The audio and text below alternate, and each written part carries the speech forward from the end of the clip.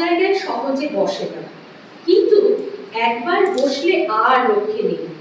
ঐরাবত ব্যতীত হস্তিনাপুরীর বাইরেও দাঁতালো প্রেম দেখা দিতে পারে। মঞ্জুরা একেবারে গালে হাত দিয়েই হাজির।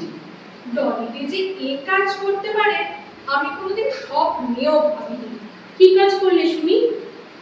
আর তোমার এই ডলি দিদি বা কি? ডলিদি আমাদের পাড়ার এক মেয়ে বললে ঠিক পরিচয় হয় না। এ পাড়ার যুবতীদের তিনি অন্যতম, যদিও বয়সটা তার 37 বছরের 1 ঘন্টাও কম না, এবং যদিও সবার প্রতি তার ঘৃণারও অবধি নেই। খুব বুঝি অবজ্ঞার চোখে দেখেন তোমাদের? আমি জিজ্ঞাসা করি, একটু আশ্চর্য হয়ে বলতে কি, অন্তত মঞ্জুলার মতো মেয়ের প্রতি তার ঘৃণার একটু অবধি থাকা উচিত ছিল। ওকে তো কোনো কারণে আমি অবজ্ঞেও ভাবতে পারি না। অবশ্যই অজ্ঞেয় কোনো কারণ থাকলে তা আমার জানা নেই, কিন্তু তাহলেও একটি মেয়ের সম্পর্কে আমি আর ডলিদি যে সব বিষয়ে একমত হতে পারবো, এতটা আশা করা অন্যায়। আমাদের নয় গো, আমাদের নয়, তোমাদের পুরুষদের ওপরেই তার অপরিসীম ঘৃণা। অন্তত আজ পর্যন্ত আমরা তাই তো জানতাম। বলো কি? সত্যি আমরা বড্ড শক খেয়েছি।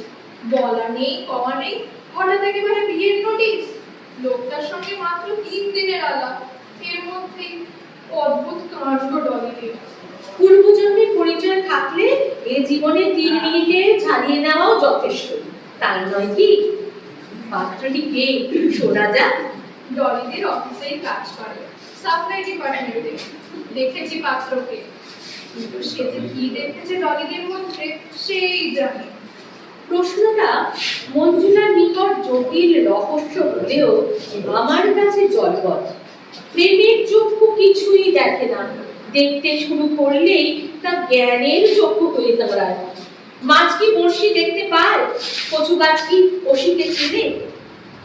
অন্তত কচু কাটা হবার আগে ভাগে ডলিদির সুপাত্র যদি ডলিদির মধ্যে বর্ষীয় শিখে না দেখে থাকে, তাতে বিস্মিত হবার কিছু ছিল না। দেখো দেখা দেখির কথাটা তুলো না, সবাই তো আমাকে ভয়ঙ্কর বিচ্ছিরি দেখে, কিন্তু তুমি? আমিও তাই দেখি, কিন্তু আমার কথা আলাদা। আমার তুলনা কেন? পুরুষ মানুষের তো একটা রুচি থাকা উচিত। তা বটে, কিন্তু সবার কি থাকে? এই যেমন তাও যদি ডলিদের দাঁতগুলো পোকায় না খেয়ে দিত। ডলিদের বাঁধানো দাঁতটা জানো? এ সংবাদ আমার বিচলিত করে। সমস্যাটা আপাত দর্শনের মৌখিক মনে হলেও আসলে অতি গভীর। বাঁধানো দাঁত ভেবে দেখলে সর্বপ্রকার খাদ্যাখাদ্যের অন্তরাল, এমনকি যে জিনিস লোকে স্থির হয়ে খায় এবং খেলে স্থির হয়ে যায় জীবনের মুখ্যতম জিনিস, কিন্তু বাঁধানো দাঁতের ব্যাপদেশে তারও কোনো স্থিরতা থাকে না। সত্যি খুব ভাবনার কথা, না বলে আমি পারি না। আসছে সপ্তাহে বিয়ে হবে ঠিক হয়েছে, সিভিল ম্যারেজ। কিন্তু ওদিকে তো মিলিটারি তারা। Civil marriage? তাহলে আর কি, তাহলে তো বরযাত্রী কোনো যাত্রী কিছুই নেই। তোমাকেও আর সবান্ধবে নেমন্তন্ন করছে না। আমার দীর্ঘ নিঃশ্বাস পড়ে। যেখানে ভোজের আসরে আমার মঞ্জুরিত হবার আশা নেই, তেমন বিয়েকে আমি ভোজবাড়ি বলেই মনে করি।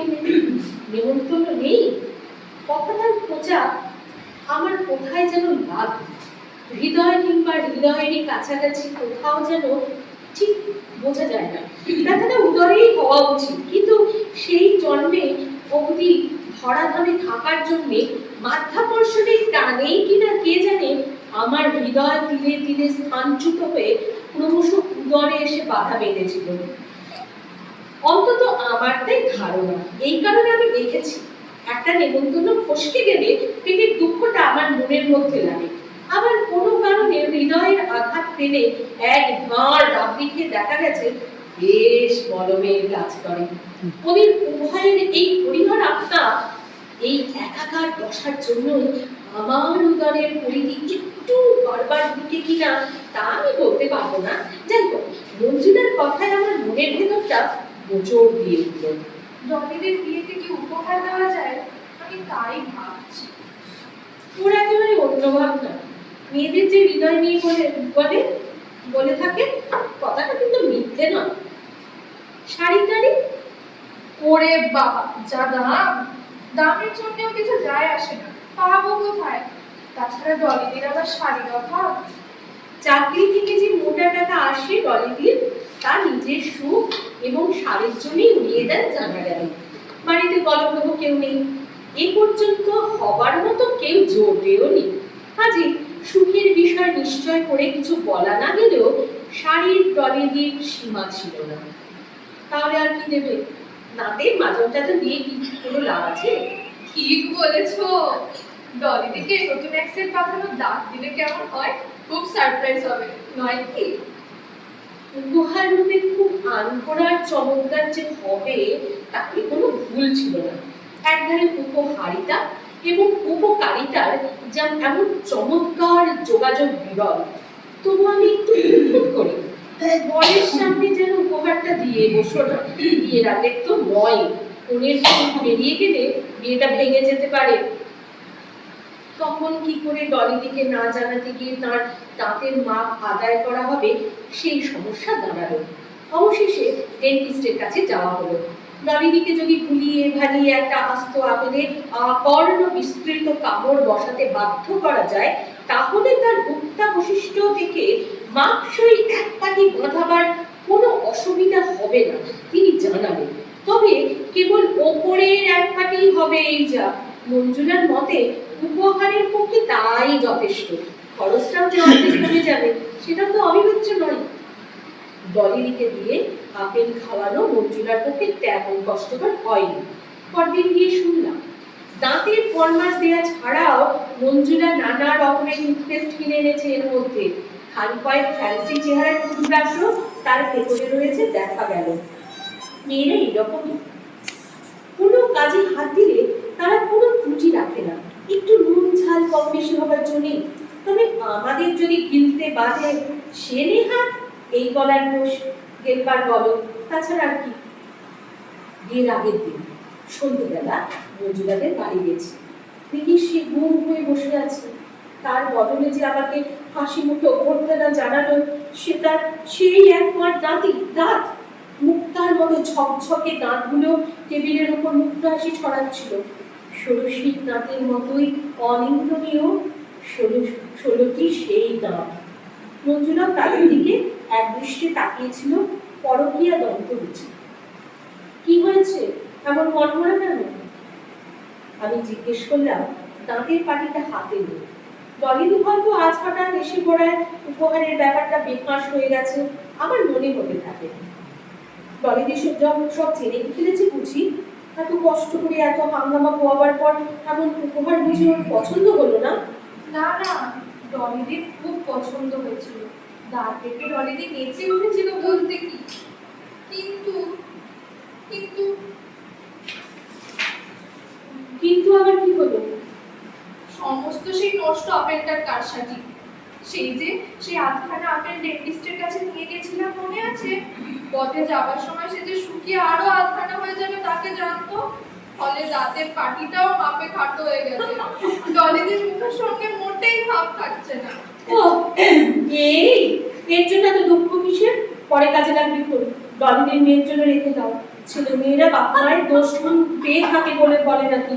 উত্তরাধিকার সূত্রে সে হয়তো দাম না নিয়ে জন্মাতে পারে। আহা, তা নয়। মুশকিল হয়েছে এই, আজ সকালে ডলিদির নিজের উপরের পাটিটা মাজবার সময় হঠাৎ হাত ফসকে পড়ে ভেঙে গেছে, একেবারে টুকরো টুকরো। তার মানে ডলিদির সারা উপরের শাড়ি ফাঁক, অথচ কাল ডলিদের বিয়ে। ও বুঝেছি, দাঁতের সঙ্গে বিয়েটাও ভেঙে গেল। হায়, এই পৃথিবীতে দাঁত, প্রেম, জীবন সবই ক্ষণভঙ্গুর, কিছুই কিছু নয়। সমস্তই বিধাতার কাঁচা কাজ, কাচের কাজ। না, অতটা গড়ায়নি। তার কারণ ডলিদির বর বড্ড ভালোবাসে পড়ে গেছে ডলিদি, এই তো। ডলিদির দাঁতের কথা না শুনে তক্ষুনি সে তার নিজের দাঁত বার করে ফেললো। দু পাটি তারও বাঁধানো দাঁত জানা গেল তখন।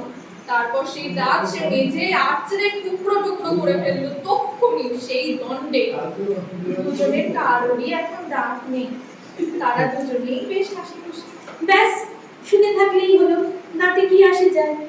আমি সাবাস দিয়ে বলি, গোটা কয়েক দাঁত থাকলেই কি আর না থাকলেই বা কি, ভালোবাসাই হচ্ছে আসল। আমিও সেই কথাই ভাবছি তখন। মনে করো আমার যদি একটা দাঁত না থাকতো, তুমি কি আমায় ভালোবাসতে? কথাটা ভাববার মতো, কিন্তু এখনই ভাববার মতো বোধ হয় নয়। কেননা দাঁত থাকতে দাঁতের মর্যাদা না দেওয়ার কি কোনো মানে হয়? তাই ওই দুর্ভাবনাটা অক্লেশেই আমি হেসে উড়িয়ে দিতে পারি। নিশ্চয় তোমার যদি একটাও দাঁত না থাকে, তাতে আমার ভালোবাসা বিন্দু মাত্র কমবে না, তুমি দেখে নিও। সত্যি বলছো? সত্যি? বাঁচলাম। এত আমার আনন্দ হচ্ছে কি বলবো।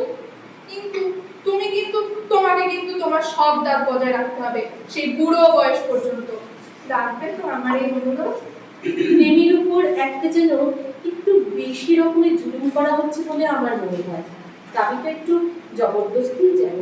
তথাপি ওকে আশ্বাস দিতে আমি পেছপা হইলে চেষ্টা করবো বইটি, প্রাণপণ চেষ্টা করবো রাখবার। তবে কথা এই, দাঁতরা অনেকটাই মেয়েদের মতোই অতিশয় চঞ্চল। আমি তো রাখতে চাইবো, এখন দাঁত আমাকে রাখলে হয়। দাঁত নেই এমন কারোর সঙ্গে ভাব রাখা স্বপ্নেও উনি ভাবতে পারেন, এটা কি করবে? মঞ্জুরা দিয়ে প্রশ্বাস নেবে, এটা অবশেষে এটা বাদ দিস। এবার আমায় রাখে দূরে, সাগর পারে গোপন পুরে। এবার আমায় রাখে দূরে, বোঝা আমার নামিয়েছি যে, সঙ্গে আমায় নাও বাড়ি যে। সহস্রাব্দে স্নিগ্ধ সন্ধ্যা পরাগে কৃষ্ণ তুরে। এবার আমার রাখে দূরে, আমার সন্ধ্যা ফুলের বধূ। এবার যে গো করবে গো, তারা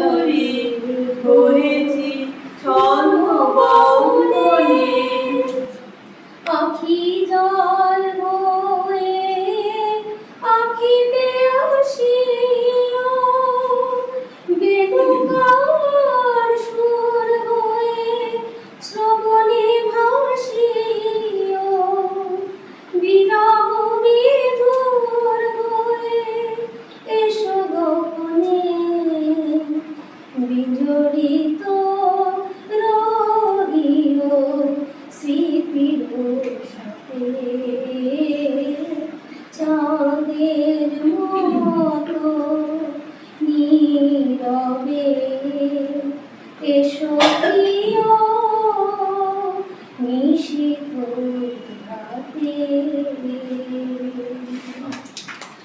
কবি কায়েস আহমেদের কবিতা কুষ্ঠব্যাধি। কই যাও চন্দ্রমোহন, তোমার ক্ষেত, তোমার পুষ্কুনি, তোমার আম জাম কাঁঠাল কলা নারকেল ঘেরা বাড়ি, উঠান হলুদ গাদা, নীল সন্ধ্যা মালতী, বাঁধানো তুলসী মঞ্চ, গোয়াল ঘর। তোমার রাজ্যপাট ফেলাইয়া রাইতের অন্ধারে কই যাও, কেন যাইতে হয়? বক্রেশ্বর পণ্ডিতের কথা মনে পড়ে। দাপর যুগ সমাপ্ত হইলে প্রজাপতি ব্রহ্মার পৃষ্ঠদেশে অধর্মের জন্ম হইল। মিথ্যা হইল অধর্মের সহধর্মিণী, দম্ভ তাহাদের পুত্র।